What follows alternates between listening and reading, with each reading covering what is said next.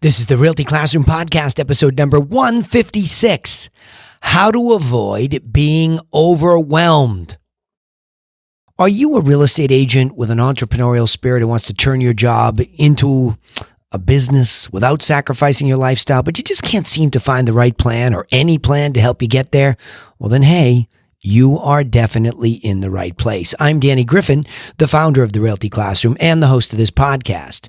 Now, to help you take immediate action to get started in the right direction, if you're brand new to the business, or a better direction if you've been in it for a while, I've created a free strategic plan that's waiting for you at freeagentgift.com. If you do nothing else but go over there and you print out the infographic, it looks like a Greek Parthenon. It's a one-pager and it has a strategic approach or vision for this business. It'll be the best thing you ever did, because I wish somebody had done it for me long ago. So I'm going to do it for you at freeagentgift.com. Plus, there's a course that goes along with it. If you'll take the patience and be smart about the whole thing, you'll begin to work strategically into a planned out business for yourself. All right. How to avoid being overwhelmed.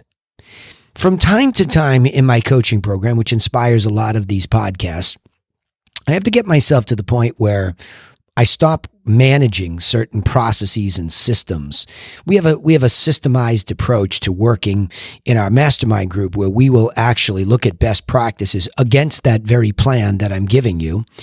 Meaning, we have a strategic marketing plan, we have a strategic conversion plan, we have a strategic closing plan, a past client plan, and then we even get into the plan for measuring it all and then expanding it through agents and other people, but especially agents.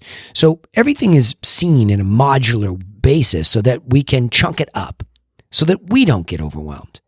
Because when you are building a business as an entrepreneurial real estate agent, in this case, there's a lot to do. A lot to do. And so who wouldn't get overwhelmed?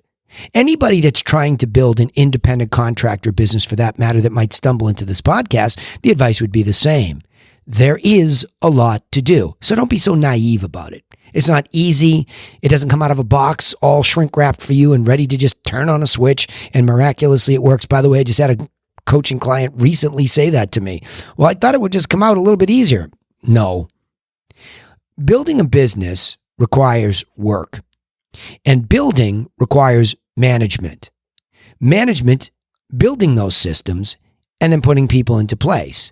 So it's a big deal. So I warm you up in this conversation by saying, even if you're only going to do 3 deals a year, you're going to run a mini business when you do it correctly on those 3 deals, so that they go smoothly, they go intelligently, and you're on top of it. And you create happy past clients that are likely to repeat and refer with you. That's the whole idea. I know you're all out there looking for these repeat and referred business types. Great. But you have to go get business from people you don't know as well. Go through these whole processes of doing that correctly on a marketing basis, conversion basis, meaning moving them from lead, you don't know why they're doing it or if they're even motivated, to prospect where you do, to client where you're obviously working with them. There's a lot to this, right? So let's start off with that as a framework and really hit the first point here. You have to recognize that sales is not the only thing in this business. See, a lot of us got started in this business because we wanted to sell houses, quote unquote. And it looked that, hey, if that person could do it, I could do it. Or, hey, I'm really interested and I'll do whatever it takes and I can sell. I'm good with people. That's a lot of what we all say. There's a commonality in that approach to how we got into the business. But you have to recognize that sales is only a piece of the real estate agency business. And I don't mean the brokerage business. Don't get confused. The brokerage business is an expansion of the individual agent's business that are inside of it. And so as you look at that, there are so many things. We don't even talk about marketing. Think about it. Marketing is a whole module in and of itself. So in that free agent plan that I give away, we talk about this being a business, an entire business, not a piece of it, of which sales is the only, part. That's absurd. Think about major successful businesses. Today with the mastermind group, I was trying to get them in this perspective. Whether you believe it's possible for you to own and run and build a business, that's not even the case you start with. You say, do you know of successful businesses? Of course you do. You shop at them all the time, whether online or physically, or you visit them. You know successful businesses that are in their entirety an organization. And sales is only one part of it. I mean, think about it. When somebody comes up to your table at a restaurant, they're technically the salesperson. They're going to tell you a little bit about the menu, about the specials. But what about all the other people that are running the place? Especially the cooks, the prep cooks, the sous chef, this one, that one, could go on and on and on, right? The kid parking the cars out front, the valet, the maitre d' at the front of the house, the manager of the bar. I mean, on and on it goes. All these things just to make a restaurant go. So why is real estate agent business any different? Well, it's not. So sales is not the only thing. So the next point is, that's why you have to have a simple reality-based plan. And I give you one.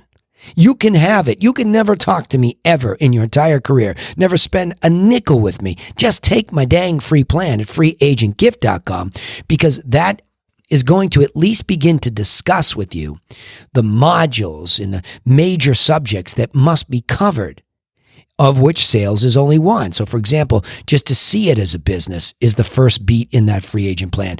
To talk about marketing and what that really means. I mean, when you become a real estate agent, nobody even knows that you're an agent, including all your friends and family, which is why a lot of the simplest banal type of training that happens, banal, yeah. So anyway, the simplest training that happens at brokerages, well, write a letter to all your friends and family. And that's where most people leave you at a brokerage, unfortunately, right? So you have to understand that in marketing, for example, it's not complicated, but you have to position yourself. Who are you in this world? What is it that's unique about what you'll do? And I know people get stuck on a unique selling proposition. I'm just talking about how can you uniquely tell somebody you're going to serve them? I do the same thing with buyers and sellers that I do with you. I use a plan. Why should I use you? Because I have a plan. Boom. Every single time if somebody asks me that, that's what I'm going to say. I don't know what my competitors do. I can't speak to their resume. I can't speak to the size of their company, how many agents. None of that's relevant. What is my plan and how it can serve you. And if you believe that that will serve you the best of all the other options, then you're probably going to choose me. See, these are the ideas of beginning to have a simple plan. What do I say to the person I really want to do business with, especially sellers? How do I take them through a conversion process by offering my best stuff for free to the lead so that I ingratiate them and they'll let me serve them a little bit further and I'm in relationship as a prospect so eventually I can tip them to client? That's a whole conversion module. That has to be discussed. And then once they become a closing, are we closing with care? Am I getting help? Is there a process? Do they feel abandoned? Because then I have to birth them into my past client module where I have to treat them like family and keep them up to date on the market forever so that they're likely to repeat and refer. See, that's a sort of a simple narrative on a simple reality-based plan. And again, if you want a copy of it, just go to freeagentgift.com, download it, print out the infographic, listen to the audio, read the magazine or the printable version I give you, and you'll be started. Okay. Next, third point. When you get all these things, sounds like a lot. And so the default is to bail out. Oh, it's too much. I just want to sell something. Okay, fine. But every time you try to sell something or a thing, a property, you're managing whether you like it or not. You're managing, how do I find that one person? And a lot of you stumble into it because, look at, this is a huge subject. Food, air, water. Hey, where are you from? Shelter, duh. Right? So it's not that hard to lead generate. I know you all think it is. You got to run off to this postcard and this newsletter and this thing first. No, you don't. You just have to be cognizant that everybody around you needs shelter. And a lot of those people need to rent if you're in the rental business. They need to buy if you're in the sales business, or the selling of property and the buying of property, right? So it's not like it's hard to find these conversations. So the real question becomes, if you're trying to act as if it's a business, even when it's just a solopreneurship, you alone doing everything, just manage one thing at a time, not all things in your mind. Let me say this again. This third point is critical. Manage one thing at a time, not all things in your mind. You see, when you hear all of these things that are necessary for any of us, they blow up and they expand like a sponge in the mind, and that's where the overwhelm comes from. And that's where the animal brain says, shut down, shut down, shut down, and you withdraw. And the animal brain says exactly what it should say. Just kill something and so we can eat tonight. Just kill something so we can eat tonight. Just kill something so we can eat tonight. That's the default of the animal brain. It's helping you survive. And it's a logical piece. So sure, do I believe you should go out and sell a property as soon as you can today? Of course. But it's more about the how. And if you get addicted to that, which a lot of top producers become extremely addicted to the next sale, and all of a sudden now they're not really managing anything. They think they are, but they're buying the latest, greatest, shiny object marketing tool or gimmick, and they're buying into it. They're swallowing the hook without even doing any of their own homework. They're just so naive because they're so addicted to trying to sell the next thing. So especially to them, as they listen to this, and if you're new, you're listening to me give you the caveat or the warning, you want to say, manage one thing at a time. So what do I mean? Probably have to give you an example here. I have several new coaching clients at the elite level per se, meaning these people are really good salespeople and they are all addicted to selling. One guy who had a full-time job and was selling something like 3 properties a month when he came to me. I actually have, Tony's been with me a long time. He's been a full-time fire captain and sells 3 to 4 properties in a month. So these people can sell and they can close. But what you see, the effect on them is incredible overwhelm that leads to anxiety that actually manifests outwardly in real dangerous physical dangers. Let's just leave it at that. Meaning they're suffering. Their health is suffering. And I say this in the beginning of this podcast all the time. Are you trying to turn this job into a business without sacrificing your lifestyle? I could just say the job itself, when addicted to just selling, you could be sacrificing your lifestyle in a big way there. I know I did in the beginning. Because I was addicted to sales, because I had to sell. 2 little kids at home. I was coming out of a failed other entrepreneurial venture, and I wanted to get into this. I had no choice. I was the breadwinner with my wife for these 2 kids. So it's like, let's get it on. We need to sell. And I always joke that my business plan was 2,000 business cards, a lamp, a desk, and an army helmet, and a work ethic that you wouldn't believe. But after a while, I realized I wasn't really managing anything. I was just doing this. And I was hunting and gathering every single day. And you realize from history, we have to walk more upright in our business and more intelligently. So I began to look, once I could feel that the rhythm was there. Okay, this is ridiculous. Let's get some help. And I looked for plans.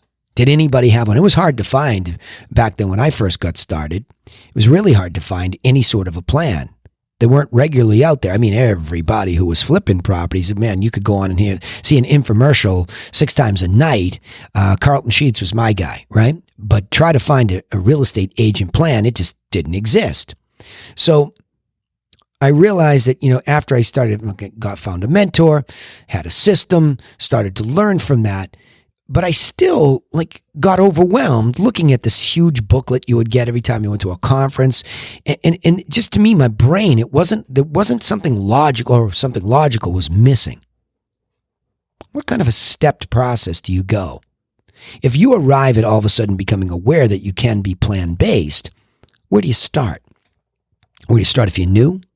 Where do you start if you're not brand new, you're a veteran agent? Well, I have the benefit of being around both. So at the Griffin Realty Group, now known as the Griffin, going across the country, we're trying to really simplify it. The very same free plan that you are being offered here, they get. And then that leads them after the test to understand those are the things we're going to teach you how to do when you join our brokerage. So then we make them step into our buyer and seller plan, and we make them train on that.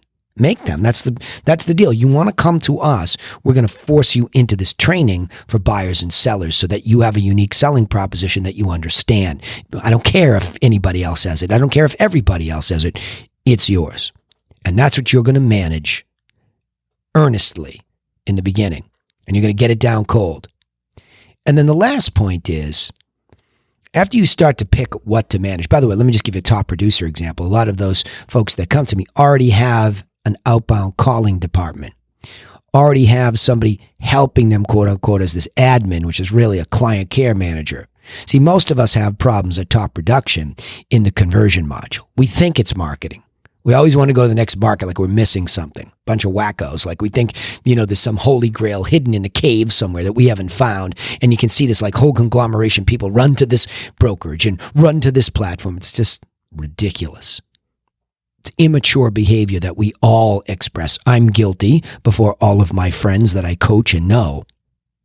We run around like these rats when the light comes on, right? Trying to find the next piece of cheese. And it's absurd. Because really, if we would just all turn the lights on and calm the heck down, we would realize that we need to become a manager who takes their time. In fact, if you're rushing too much, you're tripping all over yourself, you're actually not getting anywhere. And I know that sounds ridiculous to some of you. You say, what are you talking about? I heard you coach a guy that does 5 million, 6 million. Yes, done all those things. Been there as a coach. And been a top producer at big levels myself in national organizations, top 10 for Realty executives, and I think my 3rd year in the business. So I get it, but it's broken. It's all broken. All of it, all the way up to the top. So we have to fix this, and we do it by managing one major obvious thing at a time. Not one coach, not one trainer has the magic pill. There are a lot of great coaches and trainers, and I know I've been coached by one of them, been side by side with him and his system, studied the heck out of others. I'm telling you, all of them have something right. However, the truth is, are we, any of us, committing to a managed approach in its entirety? That's why I made this simple infographic for myself, and I give it away to say, look, you might be talking to the greatest, past client referral based coach. You might be talking to the great marketing coach or, conversion and telemarketing, blah, blah, blah. They're all out there. But for yourself, you have to really get in this module to say there's marketing that leads to conversion, that leads to a closing process, that leads to past clients. And I better measure it all at some point in time to make sure it's working in real time, not how many I do at the end of the year and look at receipts in a shoebox. By the way, more top producers behave like that than you can believe. And that leads to the final point here. Once you have a basic plan, please take a copy of mine and use others and come up with your own if that's what you want. But you have to subscribe to a philosophy that is patient, that is relentless in its pursuit of better, and is in a never-ending pursuit, because that's what business is. Businesses are often referred to as a going concern. To me, that means I am ongoingly concerned about the success and health of this business, just like my body and my life. And that philosophy is called kaizen. It's a Japanese philosophy of continuous improvement. And I'll make the argument after becoming aware of it through study of Toyota and their methods. It's not new to them per se. I mean, a lot of businesses has slowly and steadily improved over time. In fact, if you look at when Apple was founded, when Microsoft was founded, you see them in 2021 as mega giants. Even though Amazon has been quick and meteoric in its rise, it's been around for quite some time.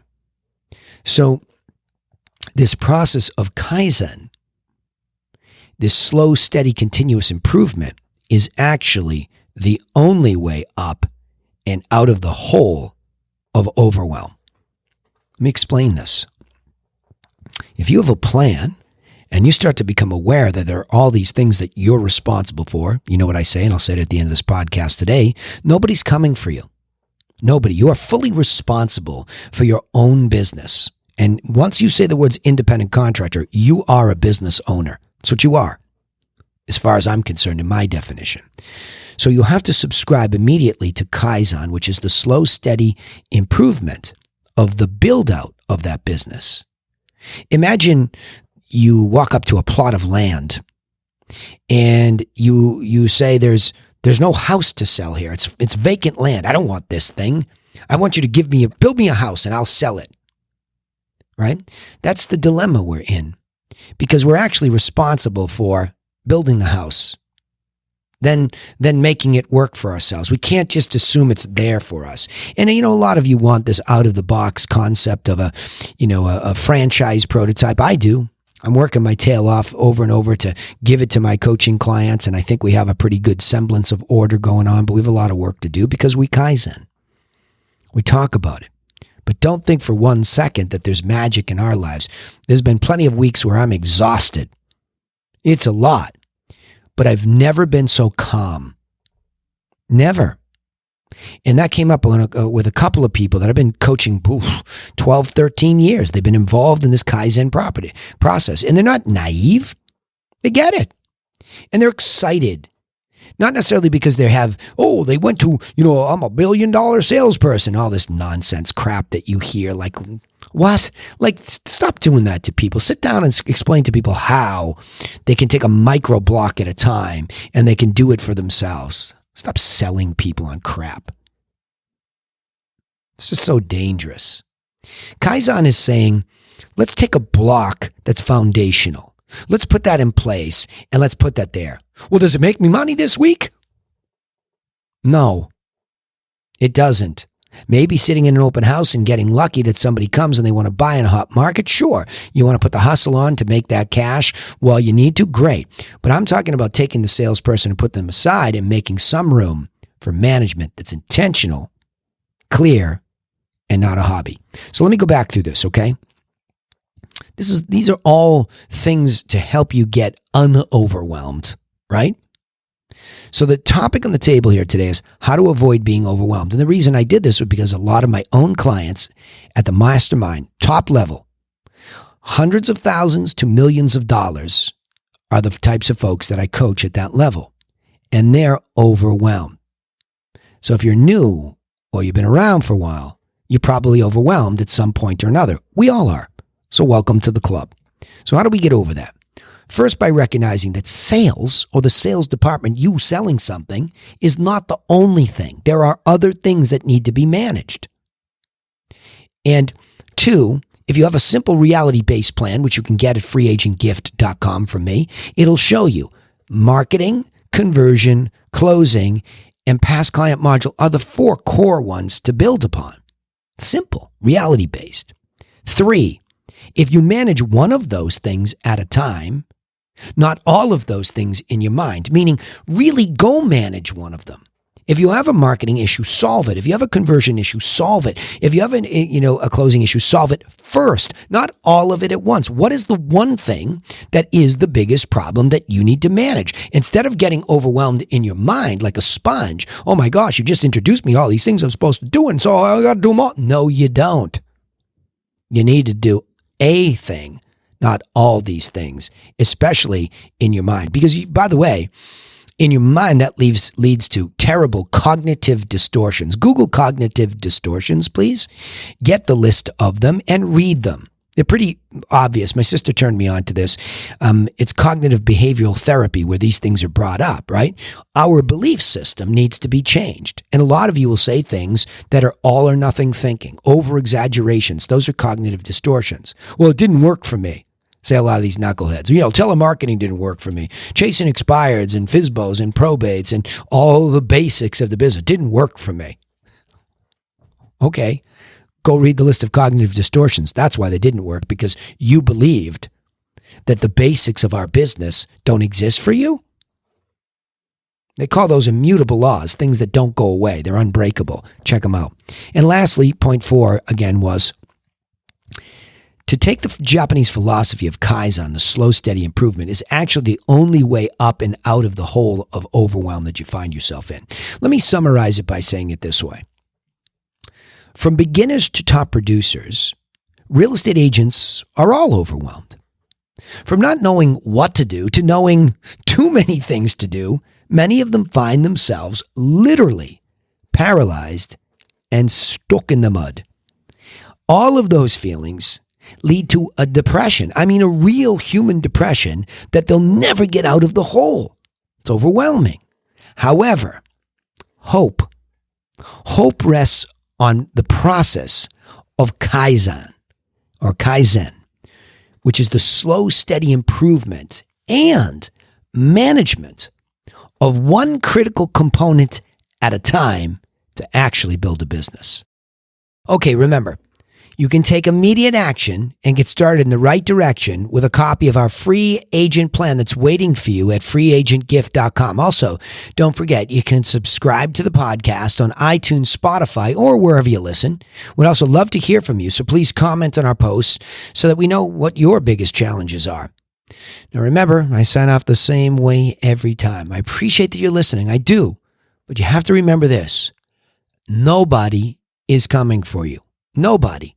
So go get to work on your own business, and you can share my plan to get started there, and I will see you in the next episode to help you do just that. Thanks again.